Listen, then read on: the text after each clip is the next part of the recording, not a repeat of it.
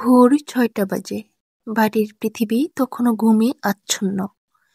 কিন্তু ঘরের এক কোণে একজন মানুষ তখনও ঘুম থেকে উঠে পড়ে। তিনি হচ্ছেন একজন মা, একজন নারী, আর সেই সাথে সবচেয়ে বড় পরিচয় একজন গৃহিণী।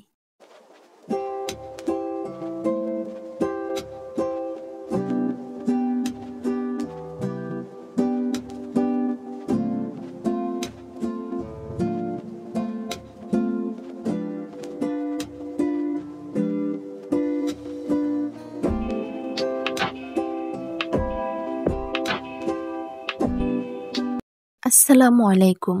বাংলাদেশি ব্লগার্স মম সাবিনা ময়মনসিংহ থেকে বলছি। কাছে এবং দূরে, দেশ এবং দেশের বাইরে যে যেখান থেকে আমার ভিডিওটা দেখছেন, আশা করছি সবাই ভালো আছেন। আলহামদুলিল্লাহ, আমরাও আল্লাহর অশেষ রহমতে ভালো আছি। ভিডিওটি যে এবং যারা ক্লিক করে দেখা শুরু করলেন, তাদের প্রতি আমার অনেক অনেক দোয়া আর শুভকামনা রইল। সেই সাথে অনেক অনেক ভালোবাসা রেখে আজকের ভিডিওটা আমি স্টার্ট করছি। আশা করছি প্লিজ সম্পূর্ণ ভিডিওটি সবাই কন্টিনিউ করবেন। ইনশাল্লাহ কথা দিচ্ছি আপনাদের একটু হলেও ভালো লাগবে। আজকের ভিডিওতে ভোর ৫টা থেকে আমি সারাদিনের কাজকর্মগুলো আপনাদের সাথে খণ্ড খণ্ড আকারে শেয়ার করব। রাত ১১টা পর্যন্ত আমাকে কি কি কাজ করতে হয় সংসারের খুঁটিনাটি তুলে ধরার চেষ্টা করব। কোথাও যদি ভিডিওর একটু ভুল হয়ে থাকে সবাই ক্ষমার দৃষ্টিতে দেখবেন। আর নতুন হিসেবে সবাই আমার পাশে থাকার চেষ্টা করবেন। কমেন্ট বক্সে আপনার মূল্যবান মতামত রেখে যাবেন। তাতে হবে কি, আমি যখন ভিডিও আপলোড করব, ভিডিও এডিট করব, তখন আপনাদের কমেন্ট অনুযায়ী আমার ভুলগুলোকে শুধরানোর চেষ্টা করব ইনশাল্লাহ। চোখ মেলে তাকানোর আগেই আমাদের মাথায় কত কাজের হিসাব ঘুরে। সকালের নাস্তায় কি বানাবো, বাচ্চাদের স্কুল, হাজবেন্ডের অফিস, কাপড় ধোয়া, ঘর গুছানো, বাজার করা, দুপুরে কি রান্না করব, আবার বিকালের জন্য কি স্ন্যাক্স বানাবো। আবার দেখা যাচ্ছে রাত্রে বাচ্চারা কি দিয়ে খাবে, বাচ্চাদের কি হোমওয়ার্ক করানো, এই তো রাত্রে মশারি টানানো, কয়েল ধরানো, ঘরবাড়ি পরিষ্কার করা, ফার্নিচার মোছামুছি করা, কত কাজ আমাদের, তাই না? আর সেই রুটিনগুলো কিন্তু আলহামদুলিল্লাহ আমি সকালবেলায় করে ফেলি। আজ সারাদিন কি কি করব সে কাজগুলোর রুটিন আমি সকাল ভোর ৫টায় নামাজ কালামের পরেই কিন্তু শেষ করে ফেলি। তাতে হয় কি, এতটা প্যারা নিতে হয় না। সেজন্য আমার কিন্তু একদম প্ল্যান মাফিকই কাজ চলে আলহামদুলিল্লাহ। তো ভিডিওটা যখন স্টার্ট করেছি তখন তো অনেক কাজ করা কমপ্লিট হয়ে গেছে। নামাজ কালাম পড়েছি আলহামদুলিল্লাহ, একটু চা বানিয়ে খেয়ে নিয়েছি।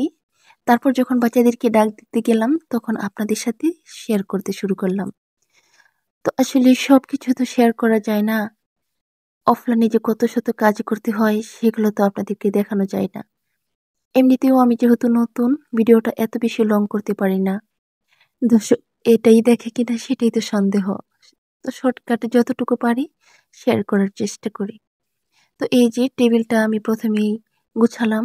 গুছানোর পরে ঘরটা একদম ঝাড়ু দিয়ে তারপরে এই যে গতকালকে রাত্রে একটু পেঁড়া নিয়ে আসছিলাম, সেই পেঁড়াটা এখন আমি প্রসেসিং করছি। এটা হচ্ছে পরদিন সকালবেলার ভিডিও। তো পেঁড়াগুলো প্রথমে আমি বের করে না এটা একটু ধুয়ে নিব। সাথে ধুয়ে রাখলে কি হয়, বাচ্চারা যখন তখন টেবিলের উপর থেকে নিয়ে খেতে পারে। তো এই যে আমার মোটামুটি এখানে ডাইনিং এর কাজ শেষ। এখন আমি পেঁড়াগুলো ধুবো। আর এই যে দেখছেন বেসিনে কি অবস্থা। আর এই বেসিনের কাছে যে আমাকে দিনে কতবার আসতে হয়। আসলে রান্নাঘরের কাজগুলো আমাদেরকে মনে হয় সারাদিনই করতে হয়। কতক্ষণ পর পরে আমাদের রান্নাঘরে এত এত পাতিল জমে। আর কি বলবো, বাচ্চারা এক একটা বাটি নিবে, এক একটা জিনিস খাবে আর এই যে এখানে রেখে যাবে। ভোরে যখন চা বানিয়েছিলাম সেই পাতিলটা কিন্তু আমিও ধুইনি, এটা এখন ধুয়ে নিব। তো আমি তো চা বানিয়ে খেতে পারি আলহামদুলিল্লাহ, আমার ততটুকু সময় হয়। অনেকেই আবার আছে চা বানাতে বানাতে হয়তো বা নিজের জন্য ১ কাপ চা রাখে, কিন্তু সেটাও শেষ করার মতো সময় হয়ে উঠতে পারে না। কারণ বাচ্চারা স্কুলের জন্য প্রস্তুত হচ্ছে। কার জামাটা আয়রন করা হয়নি, কারো বা জুতা খুঁজে পাওয়া যাচ্ছে না, আবার রান্নাঘরেও যেতে হবে ব্রেকফাস্ট বানাতে। তো সেই সব আপুদের উদ্দেশ্যে বলছি, আপনারা ভোরের সময়টাকে কাজে লাগান। ভোরের সময় যতটুকু কাজে লাগাতে পারেন আলহামদুলিল্লাহ ততটুকুই মহান রব অনেক অনেক বেশি বরকত দান করে। আর সবচেয়ে বড় কথা হচ্ছে আপনার জন্য নামাজ ফরজ। ভোরের নামাজটা যেহেতু ভোরেই পড়তে হয় সেহেতু চেষ্টা করবেন একদম ভোরে নামাজটা আদায় করার জন্য। তাহলে দেখবেন সারাদিনের কাজের হিসাবটা আপনাকে মেলাতে হবে না, কাজ আপনার পিছনে পিছনে ঘুরছে, আপনি শুধু দৌড়াচ্ছেন। তো এই যে আমার কিন্তু দুপুরে রান্নার প্রসেসিং চলছে। আজকে আমি বুটের ডাল রান্না করছি। তো বুটের ডালটা আমি মাখা মাখা করে রান্না করব। তো ভাবলাম যে আমি প্রেসার কুকারে দিয়ে দিই, যেহেতু বুটের ডাল সিদ্ধ করতে অনেক বেশি সময় লেগে যায়। আর আমরা যারা সিলিন্ডারে রান্না করি তাদের একটু হিসাব করে চলতে হয়, কোন রান্নাটা করলে সিলিন্ডারে একটু গ্যাসটা কম ফুরাবে সেই চিন্তাটাও তো মাথায় রাখতে হয়, তাই না? আর আমরা তো নিম্ন মধ্যবিত্ত ফ্যামিলি, আমাদেরকে আর একটু বেশি হিসাব করে চলতে হয়। মাসের আগে যদি সিলিন্ডার শেষ হয়ে যায় তাহলে এটা আমাদের ভর্তুকি পড়ে, ওই টাকাটা আমাদের বাড়তি গুনতে হয়। তো সেই সব আপুদের জন্য এটা একটা টিপস।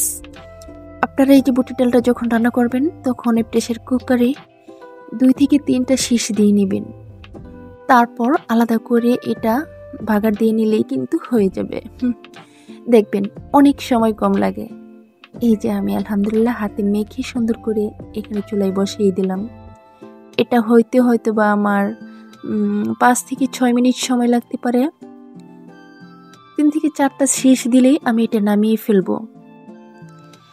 আরও একটা সহজে টিপস দিচ্ছি, আপনারা 2 থেকে 3টা শীষ দেওয়ার পরই চুলাটা অফ করে দিবেন, কিন্তু সাথে সাথে প্রেসার কুকারের ঢাকনাটা খুলে দিবেন না। তাতে হবে কি, আপনি এই যে 10-15 মিনিট রেখে দিলেন ঢাকনাটা খোলা ছাড়াই, এর বাফে দেখবেন একদম নরম তুলতুলে হয়ে গেছে সিদ্ধ হয়ে। তো এই যে শুধু কি কাজ করলে হবে, মাঝে মধ্যে নিজেকে একটু সময় দিতে হবে। তো এই তো আমি রান্নাটা বসিয়ে এখন একটু এই যে মিডল আর কি দুপুরের জন্য একটা পেয়ারা কেটে নিলাম। তো বাচ্চাদেরকেও দিয়ে আসছি, ওরা খেয়ে তারপর এখন ঘুমাবে, যেহেতু এখন 12টার কাছাকাছি বাজে। তো আমি এই পেয়ারাটা খেয়ে নিব। এই যে দেখেন কাজের কি আর শেষ আছে, আমাদের বুড়িমাটা পাশে আসছে বেড়াইতে, দেখেন আমার ঘরটাকে কি একটা অবস্থা করেছে। আর আমার ছেলের কথা কি বলবো, 2 ভাই বোনে মনে হয় আমার ঘরটাকে একদম বস্তি করে রেখেছে। এই দিক দিয়ে আবার আমি কিছু আজকে কাপড়ও ধুয়ে নিলাম, 2টা কাঁথা ছিল সেই কাঁথাগুলো আগে ধুয়ে নিলাম। তারপর বড় ছেলেকে বললাম ছাদে দিয়ে আসার জন্য। ভিডিওর এই পর্যায়ে এসে সবাইকে একটা হার্ডলি রিকোয়েস্ট করছি, প্লিজ ভিডিওর কোনো অংশ এবং কোনো কথা যদি আপনাদের এতটুকু পরিমাণ ভালো লেগে থাকে তাহলে অবশ্যই সবাই একটা লাইক করে যান এবং কমেন্ট বক্সে আপনার মূল্যবান একটা কমেন্ট রেখে যান। ইনশাল্লাহ চেষ্টা করব আপনাদের কমেন্টের রিপ্লাই দেওয়ার জন্য। মনে রাখবেন একটা কমেন্ট হয়তোবা আপনার মতামত হতে পারে, কিন্তু সেই কমেন্ট আমার সামনে এগিয়ে যাওয়ার উৎসাহ, উদ্দীপনা আর অনুপ্রেরণা। আর আপনি যদি চান আমি আমার নিত্য নতুন ভিডিও আপলোড করি আপনাদের ভালোবাসায়, তাহলে সাবস্ক্রাইব করে প্লিজ আমার চ্যানেলের সাথে যুক্ত হতে পারেন। সেই সাথে পাশে থাকা বেল আইকনটি ক্লিক করে অল অপশনটি অন করে রাখতে পারেন, তাতে করে আমি ভিডিও আপলোড করার সাথে সাথে আপনার কাছে নোটিফিকেশন চলে যাবে, আপনি আপনার সময় এবং সুযোগ বুঝে দেখে নিতে পারবেন ইনশাল্লাহ। আর যারা অলরেডি এই কাজটি করেছেন তাদেরকে জানাই অসংখ্য অসংখ্য ধন্যবাদ। এখন বিকাল 5টার বেশি বাজে। তো ওই যে বাচ্চাদেরকে নাস্তা টাস্তা বানিয়ে খাওয়াই দিলাম, আর এখন আমি একটু চা বানিয়ে খেয়ে নিলাম। তো এই যে দেখছেন মেডিসিনগুলো, এগুলো এখন বাচ্চাদের শরীরে লাগাবো। এখন রাত 10:15 বাজে। বাচ্চারা যেহেতু ঘুমাবে তো সেহেতু আমি এখন ওষুধগুলো লাগিয়ে তারপরে তাদেরকে শুয়ে দেব। আর বাকি যে কাজগুলো আছে সেগুলো গুছগাছ করে নামাজ কালাম আদায় করে তারপর আমি শুতে যাব আলহামদুলিল্লাহ। তো এতক্ষণ যারা ভিডিওটি দেখলেন সবাইকে জানাই অসংখ্য অসংখ্য ধন্যবাদ। ইনশাল্লাহ দেখা হবে নেক্সট কোনো ভিডিওতে। সে পর্যন্ত আল্লাহ হাফেজ, আসসালামু আলাইকুম ওয়া রাহমাতুল্লাহ।